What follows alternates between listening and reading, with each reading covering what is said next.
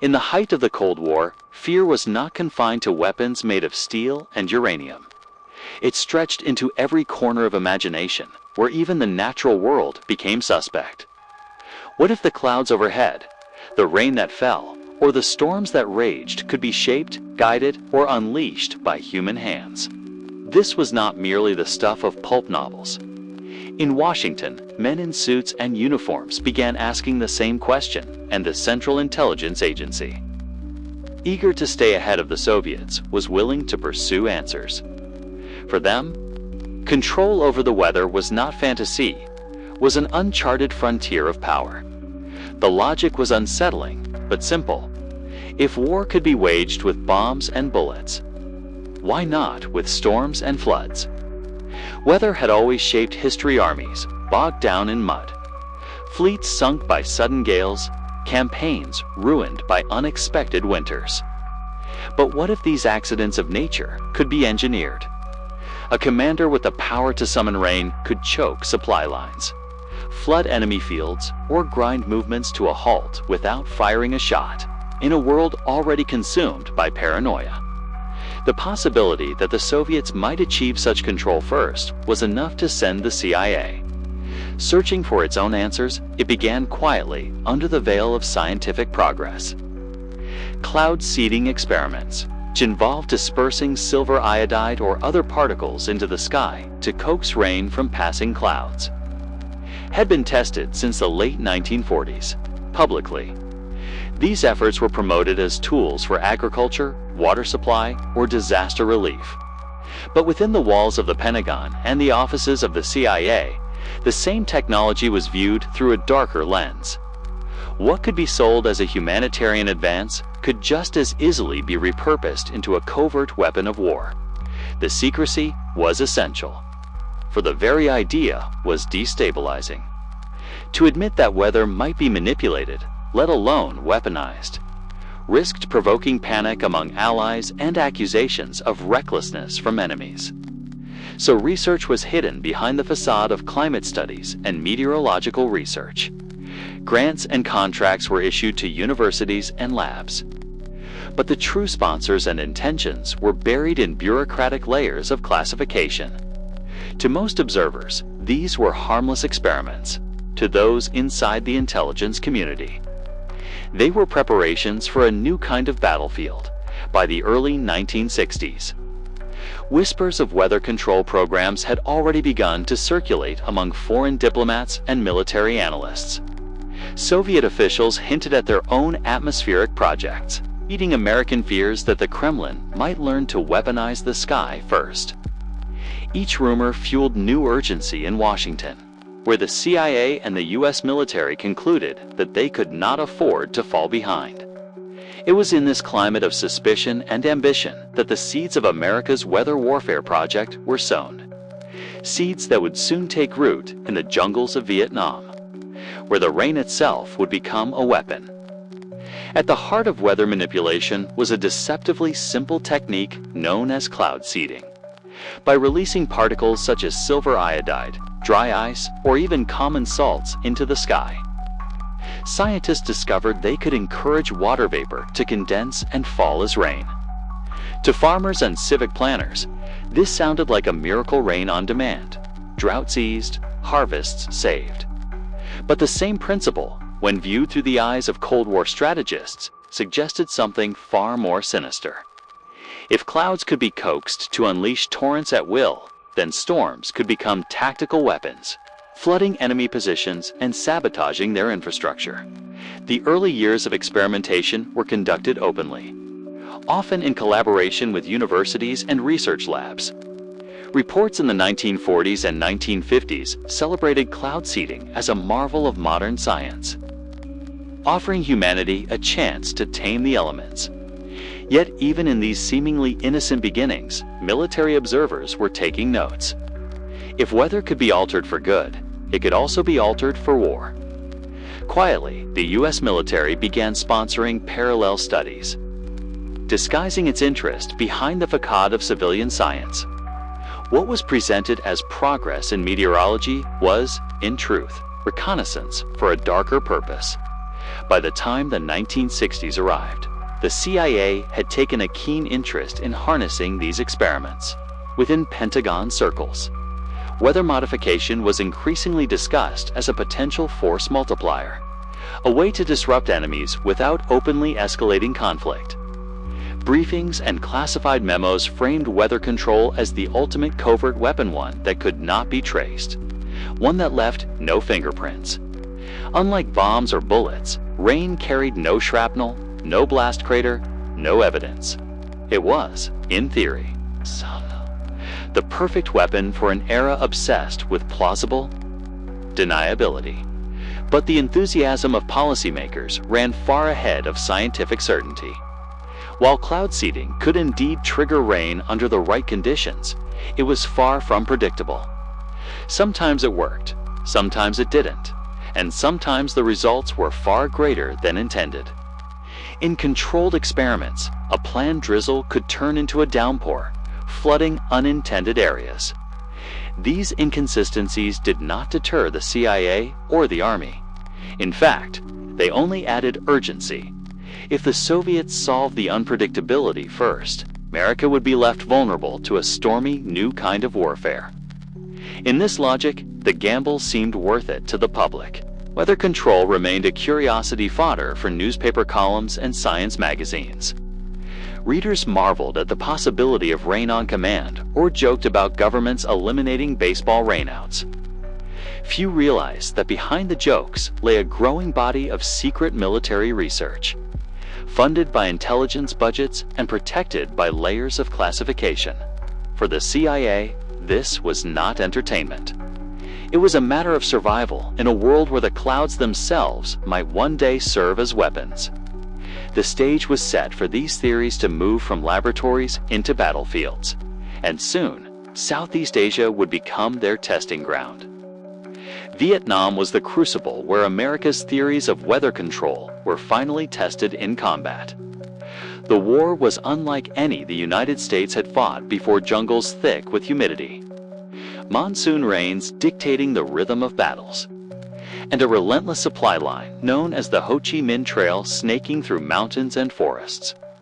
For commanders desperate to slow the flow of weapons and troops from north to south, terrain and climate were as much enemies as the Viet Cong themselves.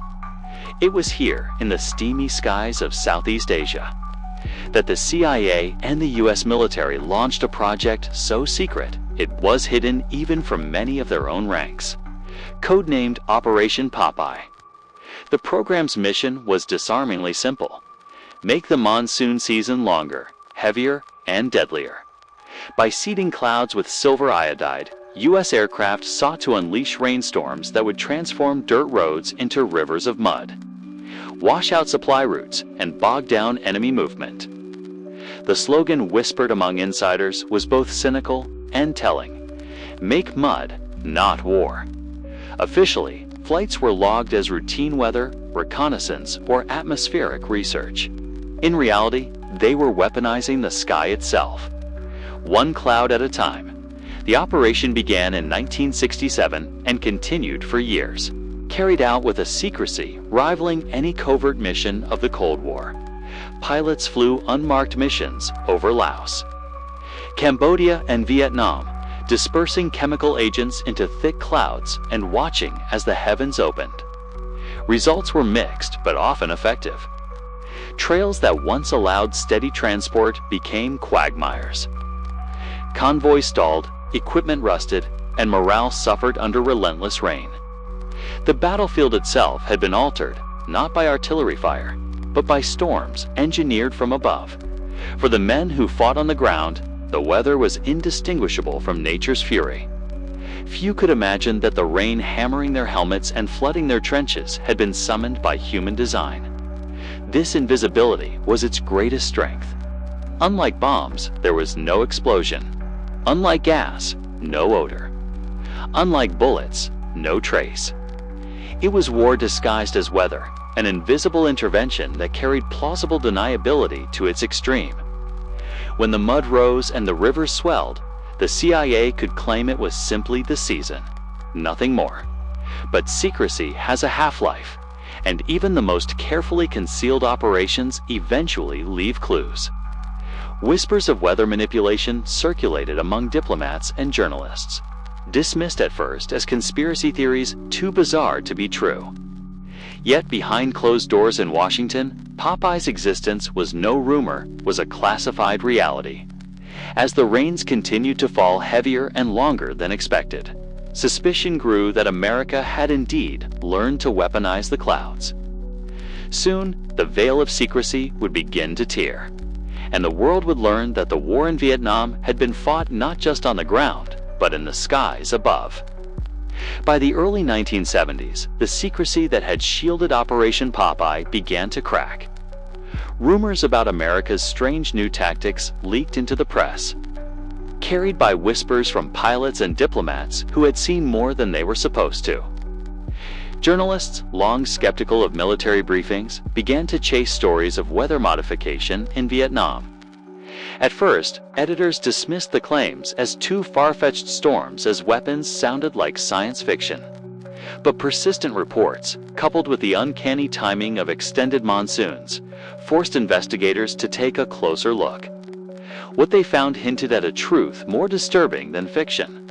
In 1972, Senator Claiborne Pell of Rhode Island raised the issue on the Senate floor, asking pointed questions about whether the U.S. military was using the weather itself as a tool of war.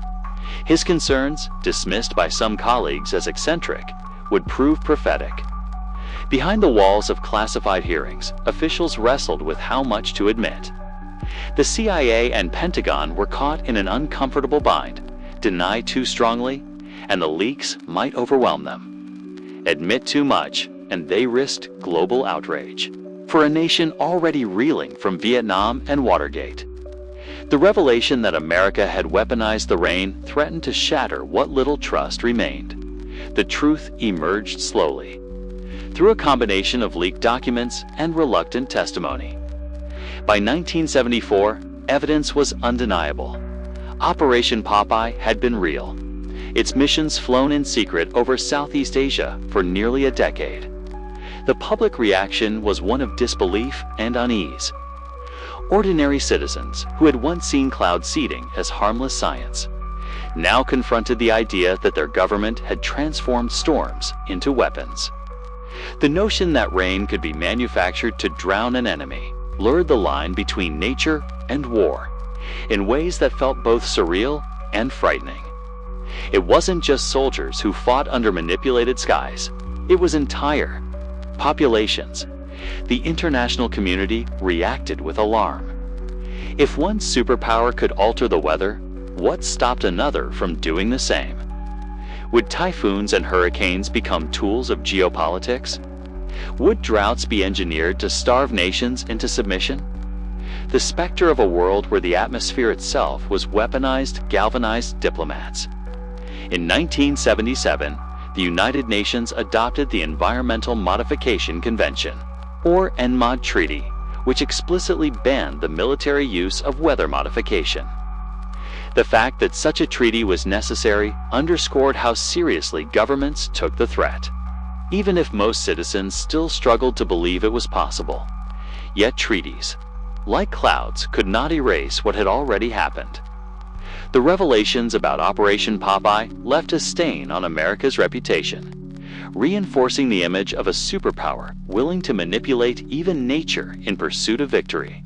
For historians, it was a watershed moment, proof that Cold War paranoia had driven experiments once confined to fiction into the realm of policy. For ordinary people, it planted a seed of doubt that never fully faded. If rain could be weaponized in secret, what other forces might governments be tampering with beyond the reach of public knowledge? For scientists, the exposure of Operation Popeye was both a revelation and a warning. What had once been hailed as progress in meteorology was now tainted by its use as a covert weapon. Cloud seeding, once promoted as a tool to end droughts or stabilize crops, had become synonymous with manipulation and secrecy. Universities and research institutions found themselves caught in an ethical storm. How much of their work had been used without their knowledge? And how easily could discoveries meant for peace be twisted into tools of war? The Cold War had not only militarized weapons and technology, it had militarized science itself. The revelation also fueled a wave of rumors, some plausible, others outlandish. Stories circulated about American experiments to control hurricanes, generate earthquakes, or even manipulate lightning strikes. In Moscow, Soviet officials hinted at their own atmospheric projects, claiming they too were exploring geophysical weapons. Whether these claims were propaganda or reality scarcely mattered. In an era of mutual suspicion, the possibility that storms could be engineered was enough to deepen paranoia. Each flood, drought, or cyclone that struck in the years that followed was eyed with suspicion. As if nature itself had become part of the arms race, popular culture seized on the theme, weaving it into novels, films, and conspiracy theories. Weather control became a symbol of secret power, the idea that governments could bend even the skies to their will.